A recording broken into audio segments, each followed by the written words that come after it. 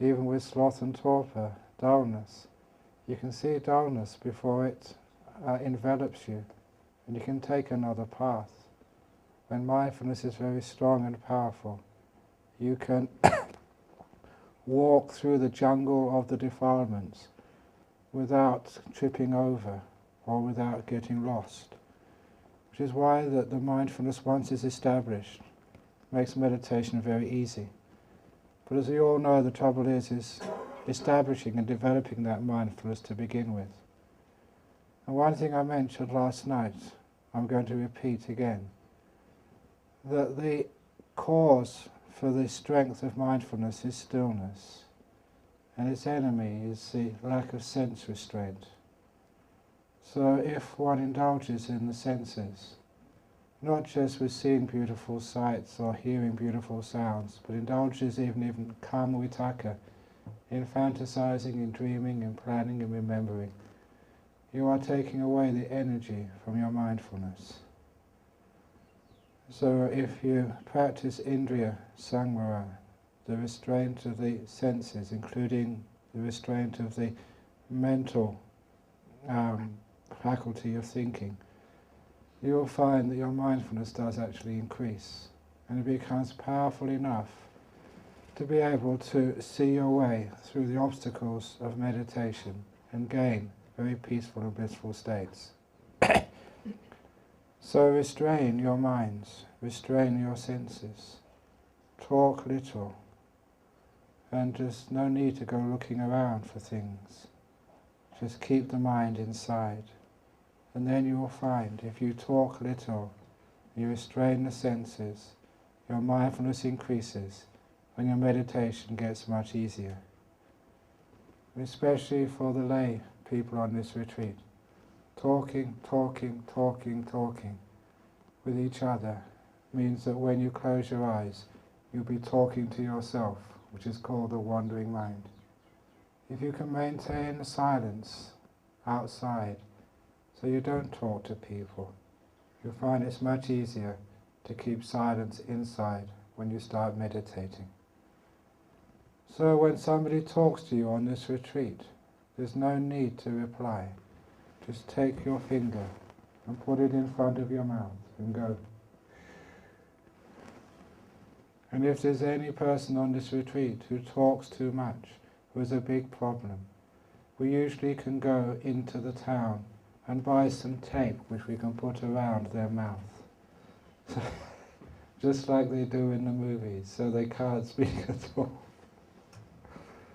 Because without that sense restraint and restraint of speech, the mindfulness gets very, very weak. So to be able to get beautiful meditations, it's not just what you do once you sit down on your cushion. It's not just what you do when you start on your walking meditation path. It all begins a long time before, in your sense restraint, and also your keeping of your precepts. But once that mindfulness is strong, then you can make use of it in many ways. And the thing I wanted to point out this morning is what I called programming your mindfulness.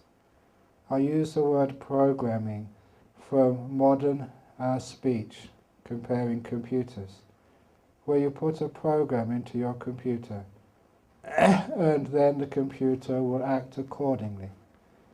In very much the same way you can program your mind to avoid potential hindrances.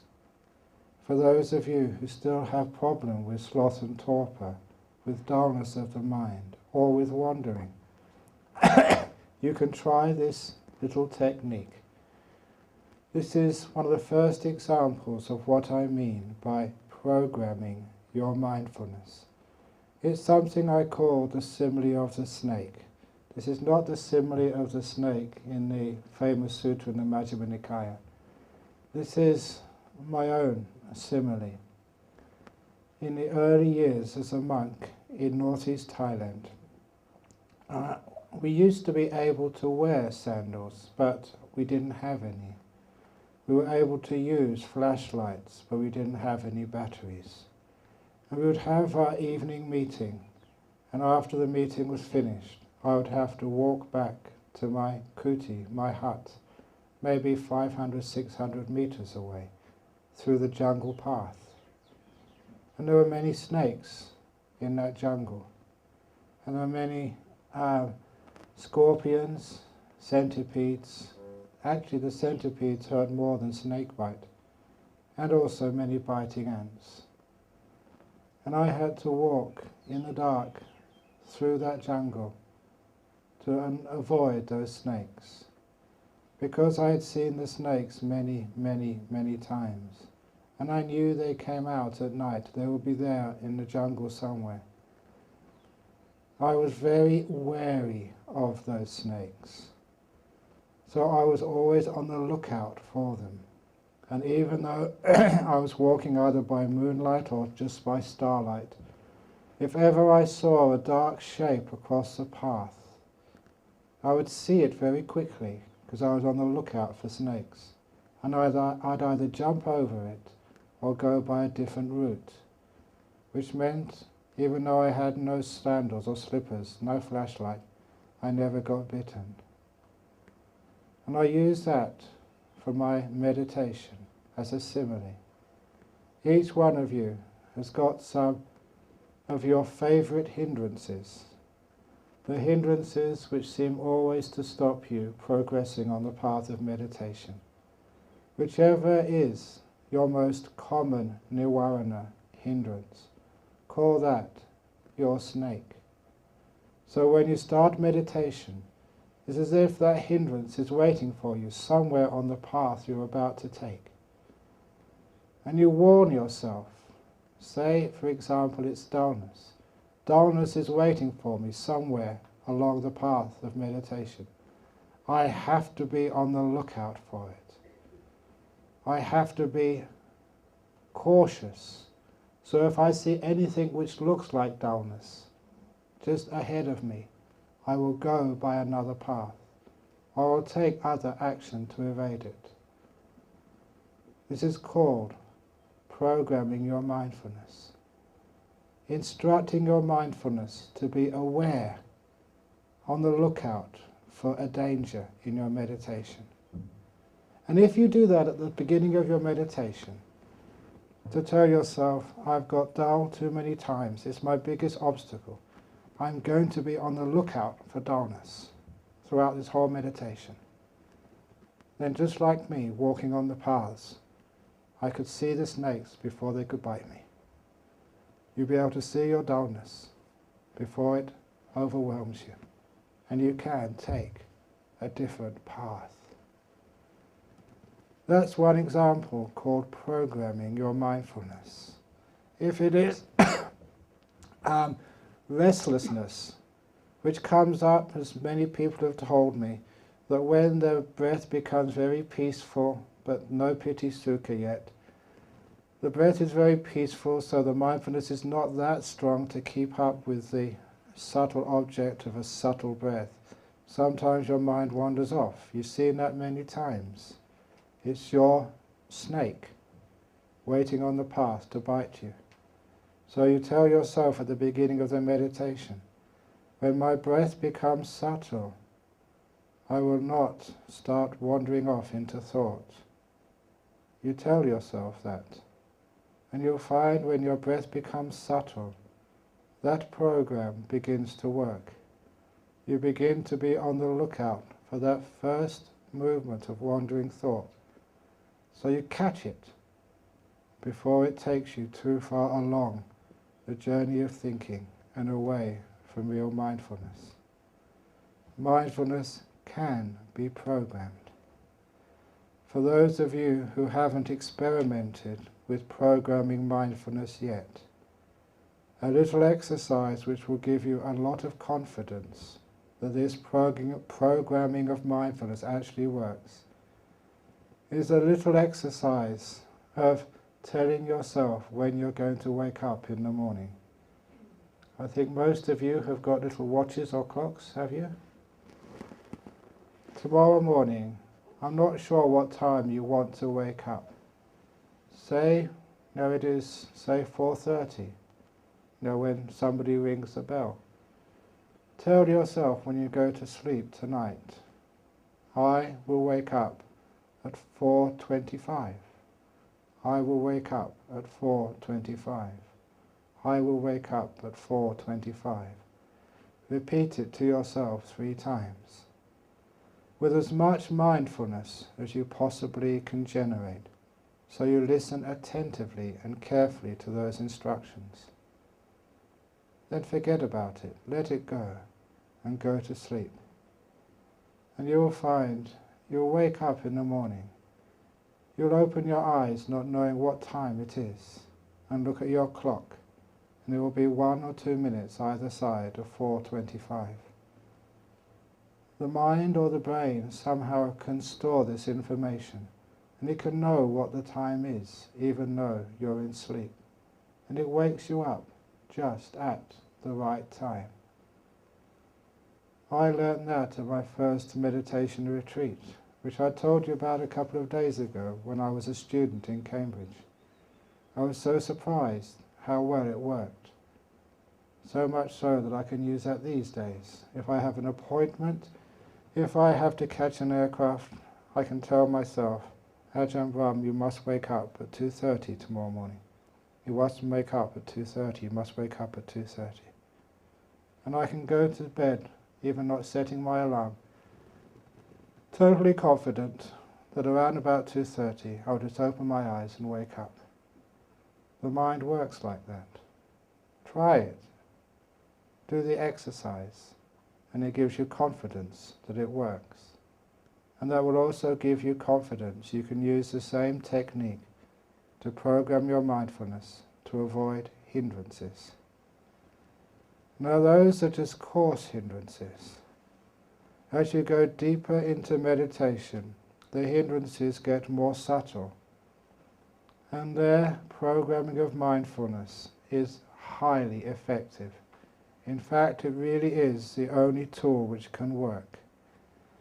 For example, if you have a delightful, beautiful breath, and a nimitta starts to come up, and you do the old fault of, should I watch the nimitta, should I watch the breath, what should I do? That disturbs the whole process. At this stage, it is a very subtle mind, and any interference with it will stop it progressing. It's really important to leave things alone the deeper you go into meditation. So the problem comes, well, I always make the same mistake. If I interfere, the meditation falls apart. If I don't interfere, it falls apart. What should I do? And the answer is programming your mindfulness. If that is the problem you have again and again and again at the beginning of your meditation, you tell yourself, when my mind starts to move from the delightful breath onto the nimitta, I won't interfere.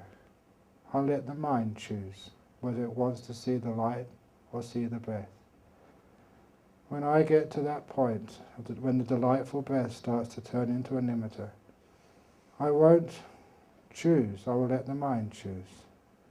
You repeat these things to yourself 3 times, and then you forget it. You don't keep worrying and obsessing about that instruction, because it's been put into your brain.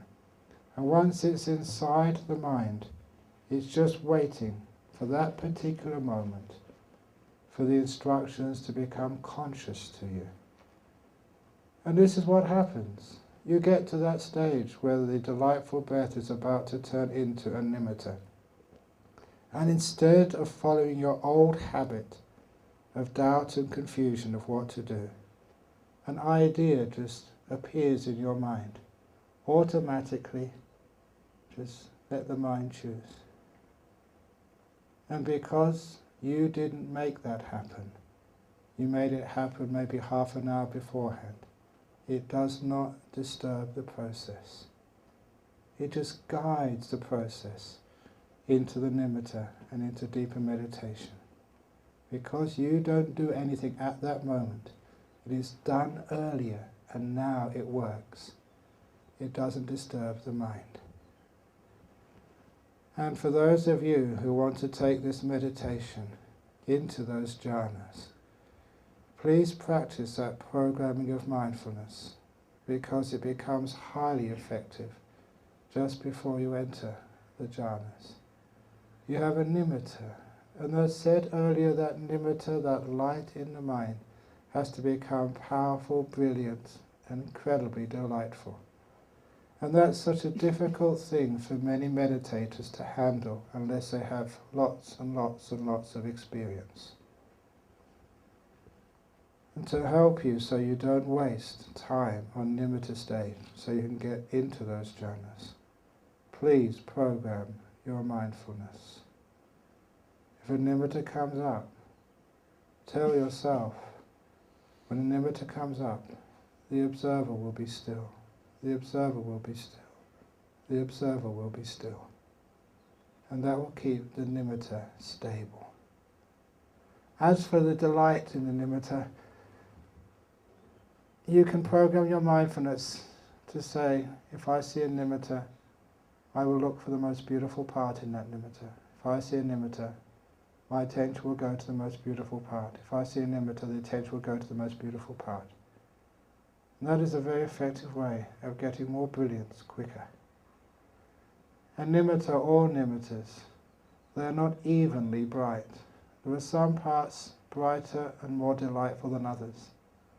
And you just program your mindfulness like that, and automatically the mind will go to the delightful, the sweet point of that nimitta. And by doing that, the nimitta gets brighter and brighter and brighter. Stabilizing and brightening the nimitta, they almost go together, because the more stable your nimitta is, the brighter it grows. The brighter it is, the easier it is to keep stable, simply because it's so gorgeous that you don't want to move. It is the delight which sticks the mindfulness onto the object. No longer effort, but delight draws the mind in. By giving those instructions, it means that when nimitta does happen, you don't have to decide what to do. You don't give yourself any instructions, because making decisions, giving instructions at that time will disturb the whole process. For those of you who haven't heard Ajahn Chah's great simile of the still forest pool, I'll repeat it here. It shows what happens and what you should not do when things like nimitta appear. This was a story of the days when monks in Thailand would go charika, wandering from place to place, as monks do these days here in Sri Lanka. Unfortunately, that Thailand has got so well developed, there are very few forests. And wherever there was a beautiful forest, entrepreneurs have built big 5-star resorts where tourists from the West go. So there's no place left for the monks, except maybe on the border areas. Elsewhere is developed. So there's not much point for monks going wandering in Thailand these days. There is no solitude or peace to be found except in very rare pockets of jungle. But in those days, having walked through the forests all day, you can imagine that you are tired and dirty, and the first thing you would look for is a lake or a river in which to wash, and to fill up your water bottle through a strainer. And after washing, filling up your water bottle, you would set up these mosquito net tents the monks in Thailand used to carry around with them. And you'd sit meditation, or sometimes, as Ajahn Chah would do, he'd just watch in the evening as the animals came out to play by the forest pool. But he would notice that the animals would not come out if he was not still. Because animals in the jungle would be afraid of human beings. Because most human beings they would meet were hunters. And seeing a human being in the jungle meant they were likely to be killed. It was like a human being seeing a tiger. You'd be afraid. Animals seeing a human would similarly be terrified. So the animals would come out from the jungle, also to drink and to wash in the forest pool. They would look around and sniff. And if they could sense there was a human being there, even though they were thirsty, they would not risk it. They would go back into the forest. But if he sat perfectly still, the wild animals would not know that somebody was watching. And then they'd come out to drink, to wash and to play, not realizing somebody was watching. In the same way, Ajahn Brahm would say, nimittas come out to play, but if they think that someone's watching, they will disappear straight away, because they're very shy. You have to be able to be that still, just like an Ajahn Brahm, that the animals don't realize that someone is there watching. To be able to observe without interfering. This is like I said on the first night, you have to train like a burglar. Now you have to train like CIA. To be able to watch without being seen. So, after a while you can do that. You can just sit there. And nimitta comes out and you're not interfering at all. Because you know how to be still. And Ajahn Brahm would continue. He said the ordinary animals would come out to play. And it was delightful to watch them. For those of you who do live in the forest, sometimes you see the animals playing. And it's delightful. I remember a time in the jungles in north of Thailand. My hut, made of wood, had a small hole in it where the knot of wood had fallen out. And I would put a bowl of water out for the birds to drink in the evening. And even though this was wild jungle, after a short while the birds knew there was water by my hut to drink and to wash. But what really surprised me, after a couple of days, these wild birds of many species organized themselves. And in the evening they would stand in line. The one in front would drink and wash first, while the second in line would wait. Once the first had finished, then the second would wait. I'd never seen birds line up like that before. Even in Sri Lanka, it's very hard to see people line up at a bus stop these days. But there the birds were, lining up. But just like human beings, there would always be one bird who couldn't wait, who tried to jump the queue. When that bird tried to push himself or herself in and get to the water first, all the other birds would jump on it, peck it, beat it up, and let it fly away. There was an order there, and that order was enforced. And I delighted in seeing that. That was strange, and I'd never seen that before. And so, like watching wild animals is full of joy and full of fun. So that's what Ajahn Brahm would do. But of course he had to be quiet, otherwise they would not play. They would be afraid and run away. But he would say that after the ordinary animals would come out and play, and sometimes, if he was very, very still, these amazing animals would come out from the jungle. Animals whose names he did not know. Animals which had never been described to him before by his parents or teachers. Incredibly beautiful, strange animals which were so rare. He meant the jhanas.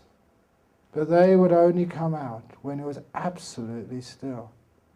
If he moved a tiny bit, they would know, and they would run away again. He said you had to be perfectly still for those animals to come out. But when they did come out, They'll give you so much joy and happiness, because they're the most amazing animals in the whole jungle, the jhanas. Now when I heard that story, not only did I realize that Ajahn Chah knew what he was talking about, because he could put it in a description from his daily life, which was much more than you see in the suttas. It meant he could understand what these jhanas were. But it was also invaluable advice of what to do at that stage of meditation, which was be still. In other words, don't do anything. Be motionless. Let go of your will, which always makes the mind move.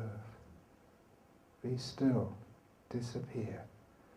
So the animals can't see you.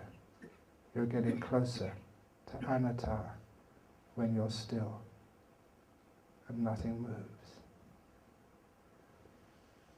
Trouble was, when I knew what to do, when the nimittas are very strong, you're about to go into jhana, I knew I was supposed to be still. But I moved. I got excited. For me, it was excitement, was my big hindrance at that stage. For many others of you, the hindrance will be fear. Those are the two big obstacles which stop you getting into the jhanas. Excitement and fear. They're in the Upakilesa Sutta, with many other Upakilesas, these fine defilements, which are the last barrier to freedom of the mind, the vimokas, to jhanas. Fear and excitement. They are mentioned there, in the Upakilesa Sutta, with many other Upakilesas, but those are the two big ones. And those are the ones which I'm going to point out to you now. Trouble is, when fear comes up, you can't say, I won't be afraid. If you do, the animals know you're there and will run away. You can't say, don't be excited, don't be excited. The animal will feel that and will run away. At that stage, if excitement comes, it's come, you've lost it. You have to start again. If fear comes, you've lost it again. And that's so frustrating. You get so close to these jhanas, and just the last step, you fail. And the way to overcome fear and excitement, the only way which I have seen works, is by programming your mindfulness. If you've had excitement a couple of times, wow, this is immense, this is amazing, I'm actually getting somewhere, this is Uttari Manusa Dhamma, this is big stuff in the path of meditation. If that starts to happen, and you realize that this is happening many times, and you're likely to have that experience in this meditation coming, you just program your mindfulness. You've sat down, you've got your body comfortable, a bit of present moment awareness and silence before you even let the breath happen. You tell yourself, when a nimitta comes and gets very bright and I'm about to enter jhanas, I will not be excited. I will not be excited. I will not be excited. Repeat the words in your own language, in your own way, 3 times. Make the instructions very clear. One of the problems when people give instructions is it's unclear, so the person you're telling what to do doesn't really know what they're supposed to do. Keep it simple, keep it clear, so the message cannot be mistaken. Say it 3 times, forget it. And you'll find it's an amazing experience. You get to the stage, the last stage before you enter jhana, and you fail so many times through excitement. And excitement is about to appear. And the mind says, I will not be excited. And you realize where that came from. You put that instruction in half an hour and a half before. And now it works. And because you're not doing it, it doesn't disturb the process. As it were, the animals don't realize something's been done because you haven't said it. you have a mood. I would not be excited. And that's enough to suppress that excitement. You remain still and you enter the jhanas, easily, delightfully, at last. The same thing happens with fear. The reason why it is fearful is because whenever you have a sense of self, an atta, you will always want to keep control of things, control of your meditation. And at the doorway into jhanas you have to let go of control. You've let go so much already, but control is one of the biggest things you have to let go of to enter those jhanas. And that's scary. Number two, these are immense experiences. Just in the amount of bliss which we're about to experience, that's scary because it's huge and you don't know whether you can handle it. It's like if any of you have ever seen a tiger in the jungle or a big elephant. Just their power and strength can scare you. Now the jhanas are far, far more powerful than that. Their sheer immensity can be terrifying. You know that. You feel that. And so it's very easy to be afraid. One of the reasons I've been teaching jhanas for many years now is actually for me to program your mindfulness, which I've been doing for the last 2 or 3 days. In the West we call this brainwashing. And I make no secret of the fact I've been brainwashing you. Just the same way that my teacher brainwashed me in a very beautiful way, just like the Buddha started brainwashing, conditioning you, teaching you the Dhamma. And it's a weird thing, that all these things which I'm teaching you, you may reject, that makes no sense. You may disagree with, like that's hopeless. But it's already gone into your minds. And you'll be meditating, maybe on this retreat, or a year or 2 or 3 years at time, and you're about to enter jhana. And something tells you, I will not be afraid. And you trace that back, where that came from. And you know where it came from. It came from right now. This is actually how your mind works. The more profound and deep the meditation, the more effective is this conditioning. Because at this stage your mind is so subtle, it's easy to condition. As long as that conditioning is done beforehand, not at the time. Then you're gone into the jhanas, away having a wonderful time. And of course, that is what I wish for every one of you. That is why I've come here. Not to teach you the Dhamma, you'll find that for yourself. To teach the way into jhanas, so you can experience Samma Samadhi.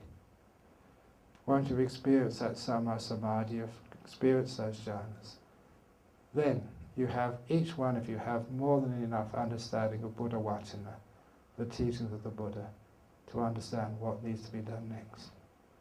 Comparing your experience with what the Buddha said. And at last, now I know what he meant. Beforehand, you simply have not got enough information. Your experience of the world is too limited. You can't understand totally what the Buddha said. So, my whole point of being here is to try and get you into one of those jhanas, just for the first time. Sneak in, even if you're not deserving of it. Sneak in and have a peek and look what it's like. And that will show you what meditation is really all about. All those hindrances, by programming your mindfulness, they can be overcome. Some of the more subtle hindrances which you may have, doubt about your own abilities. Already somebody asked, if my sila is not perfect, am I able to get into the jhanas? Many years ago, there was an Australian nun who spent the was in my monastery in Perth. During the was, her meditation was going very well, And she got into the nimitta stage of meditation. Very strong, beautiful, powerful nimittas. It does seem, from my experience of teaching, that the female has an easier time getting into jhanas than the male. This is a generalization, but this is based on my experiences of teaching. The reason is because when you get to nimitta, you have to let go of your intellectual faculties and be more emotional, to feel your way in, rather than think your way in. The males are great thinkers, thinkers, that's what we've been trained. Women are feelers, feelers, feelers. This is a generalization, and there are many exceptions to the rule. But that is my experience, that the female meditator has an easier time getting into nimittas and jhanas. They're not so afraid of the powerful emotion of piti sukha which comes at that time. They don't try and control it, as men do. But don't worry, guys. Once you do get the jhanas, you get insights much more quickly than the females. You catch up with them.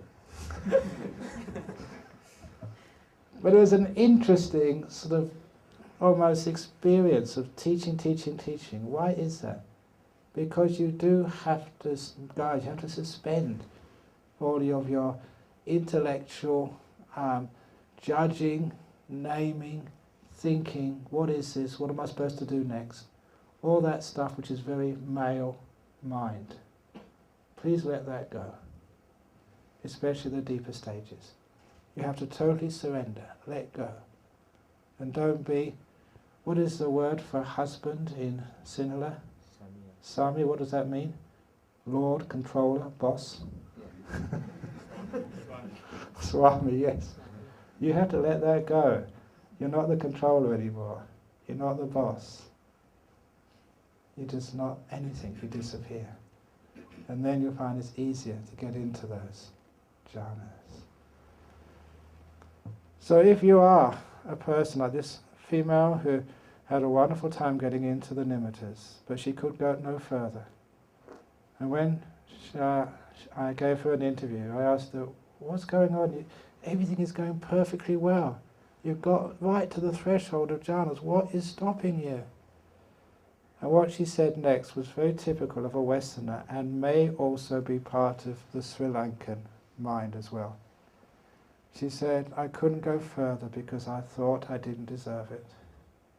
I did not deserve to be enlightened. I didn't deserve jhanas. When I heard that, I felt so sad. It's just, why? You do deserve jhanas.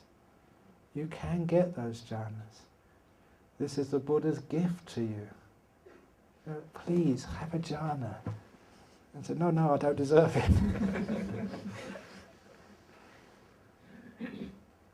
So that is one of the hindrances of guilt, lack of self-esteem. You think that you're not pure enough to get a jhana. You're lay people. We can't get jhanas. Maybe the holy monks or the holy bhikkhunis and dasasila matas, but not me. I'm a lay person.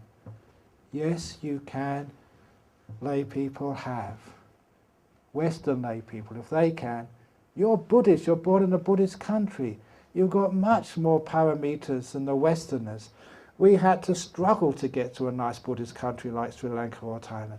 You were born here. You've got Buddhism handed to you on a plate. I had to search for it. So you have got much greater good karma in the past than I had. Sometimes I look at my life. What stupid thing did I do in my past life to be born in England? It must have been something very bad. Or Austria, or Germany, or Poland, wherever you come from, America. Don't do that next time. But sometimes we think we don't deserve it. Or I'm a woman. You know what it's like in Sri Lanka? Sometimes you think that you're second class. I'm a woman, I can't get enlightened. Please look at the Therigatha, the poems of the enlightened sisters in the time of the Buddha. It's great women. They could do it. So can you. Now that is a hindrance. It's not a hindrance which is mentioned in the text, but a hindrance which actually comes up. So if that is a hindrance for you, and you notice that that's one of the reasons why you can't get deep, because you think you don't deserve it, program your mindfulness. Begin the meditation. I deserve jhana. I deserve jhana. I deserve jhana. And you'll be surprised how powerful that is to encourage you to go all the way into this jhanas. You know why we have that problem? It's the way that we are brought up, especially our education system, which always tells us where we make mistakes. Unless you come top of the class, unless you get to a good, great school and get the prizes, unless you go to university and get firsts, you're always told by your parents, you're not good enough. You're always told by your teachers, not good enough. You imagine a child growing up like that, hearing that all their life. They believe they aren't good enough. And when they try and meditate, it's ingrained, conditioned in them, they're not good enough. So they think, no way can I get jhanas. But of course, you have to break that conditioning. I am good enough. I'm a human being. Enough good karma to be born as a human being in a time when the Buddha's teaching is still alive, powerful, and present for you, where you can hear the greatest of teachings. You can get the whole Tipitaka just on these little memory sticks or iPods these days. And I've seen these iPods in Singapore, they're just so tiny and they've got the whole Pitaka on them. In the time of the Buddha, you had to travel miles and miles and miles just to listen to one sermon. And now you've got every teaching of the Buddha there for you. You don't have to travel anywhere. All the great teachings are just there for you. You're living in a fortunate time where teachings are so easily accessible. So why not? Why can't I achieve those great states of meditation? I can. I will. And by programming your mindfulness that way, it's amazing just how much success people have. In the West, we know this as sports psychology. Imagine that the coach of the Sri Lankan cricket team went and told all those players, you've got no hope of winning the World Cup this year. India is a far stronger team. And South Africa are coming up as well. They might even beat you. But you, no chance you have of winning the World Cup. Now, would a coach like that be a good coach? If you say you're going to lose, you're going to lose, of course you do lose. So a good coach, say the coach of the Australian cricket team, has to be a good liar. He has to break his precepts and say, you can win. Yes, you're as good as anybody else. And then actually, maybe they can win. It's not really lying. It's just knowing the possibilities. The board is round. It can go both ways. Who knows who's going to win? So because of that, you have to give yourself that encouragement. Not I can't, just I haven't yet. That's why in meditation, as a Buddhist monk, as a Buddhist nun, as a layperson, it's not I can't meditate, it's not I can't get nimitta, it's not I can't get jhana, it's not I can't get enlightened, it's just I haven't yet. There's no such thing as can't, haven't yet. And to encourage you with all these other great beings in the time of the Buddha who became enlightened. Prostitutes, street sweepers, dwarfs like Badali, those with physical disabilities, crazy ladies like Patachara. These weren't superstars. These were ordinary people who, because they understood the path, got jhanas and became fully enlightened. If they can, you can. Why not? So giving yourself that encouraging, programming your mindfulness. That's one of my jobs, is to be your coach. So yes, you can, to enhance your skills, to inspire you that yes, it can be done. And it's amazing just how much that works. Improves your meditation, no end. So mindfulness is not just being aware. It's making use of this mindfulness, training it. Because mindfulness also remembers instructions. It knows what to do. It is like the driver of a vehicle. He doesn't just know where he is in the journey he is undertaking.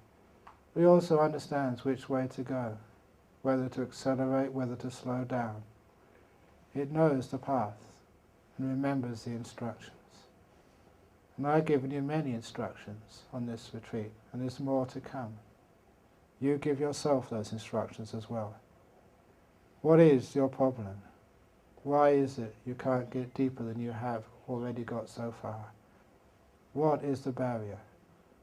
Don't use willpower. Don't say, I've got to try harder, I've got to sit longer, I've got to force myself. That does not work. Use wisdom power. Be smart, not strong. Smart meditating, not forceful meditating. And if you're smart, there's no obstacle that you can't overcome.